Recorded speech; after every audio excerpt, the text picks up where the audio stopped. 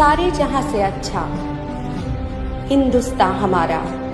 ভারতের সৌন্দর্যের বর্ণনা করে লিখেছিলেন মোহাম্মদ ইকবাল। 14ই আগস্ট 1931 অবিভক্ত ভারতের সাপ্তাহিক পত্রিকা ইত্তেহাদে প্রকাশিত হয়েছিল ইকবালের উর্দু কবিতা।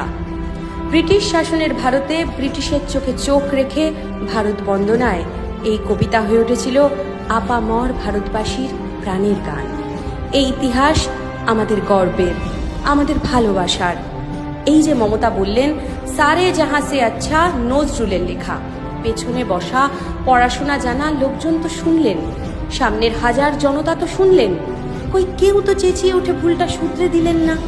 নিদেন পক্ষে কানে কানে এ গান নজরুলের নয় ইকবালের বলার সাহস দেখালেন না। এটাই একনায়কতন্ত্রের জাদু। এই জাদুতেই প্রতিদিন একটু একটু করে আমাদের এই রাজ্য, এই দেশ তলিয়ে যাচ্ছে বিস্তৃতিতে।